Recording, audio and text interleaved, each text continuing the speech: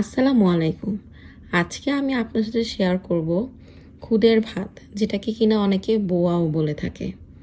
এটার জন্য যা যা লাগছে সেগুলো হলো, এখানে আমি তেল নিয়েছি।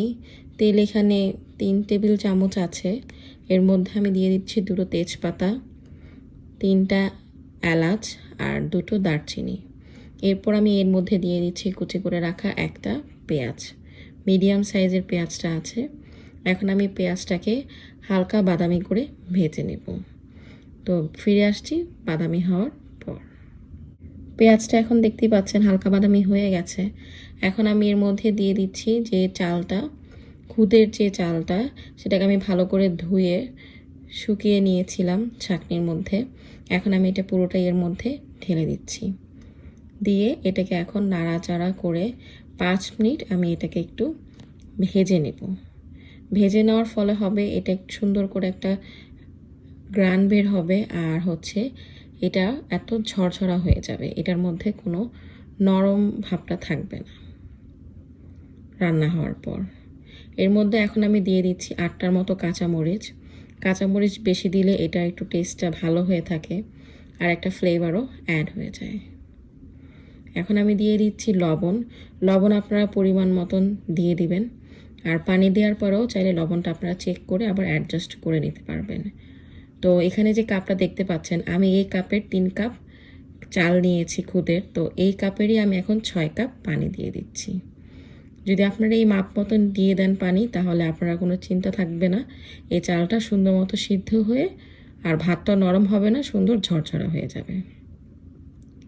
এখন আমি সাইডের সবগুলো চাল মিশিয়ে দিয়ে চুলার আঁচটাকে ফুল করে দিব আর এটাকে ঢেকে দিব। তো ফিরছি এটা বলক আসার পর। তো এখন এটা বলক চলে এসেছে, একটু দেখে নিই চেক করে। তো দেখতেই পাচ্ছেন বলক চলে এসেছে। এখন আমি চুলাটাকে একদম মিডিয়াম আঁচে করে রেখে দিব আর এটাকে একটু হালকা নেড়ে দিব।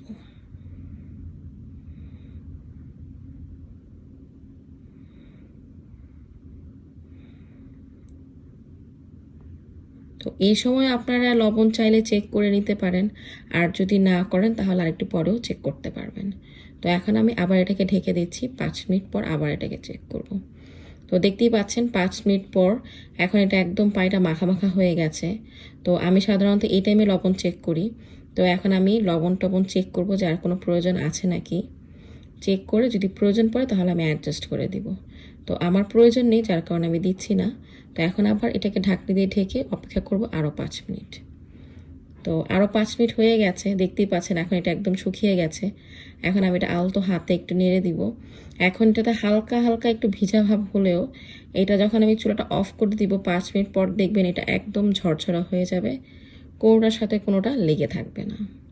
তো আমার রান্নাটা হয়ে গেছে, আমি এখন এটার চুলাটা অফ করে দিচ্ছি। তো আজকে আমি এটাকে সার্ভ করেছি ভর্তা দিয়ে, কালো জিরা আর ধনিয়া পাতা ভর্তা দিয়ে। কিন্তু এটাকে আপনারা বিভিন্ন রকমের ভর্তা, মাংস, ডিম ভুনা সব কিছু দিয়েই খেতে পারবেন। আশা করছি যে আপনাদের কাছে এই ভিডিওটা ভালো লেগেছে। আর যদি ভালো লেগে থাকে তাহলে আমাকে একটা থামস আপ দিবেন আর সাবস্ক্রাইব করবেন। ধন্যবাদ।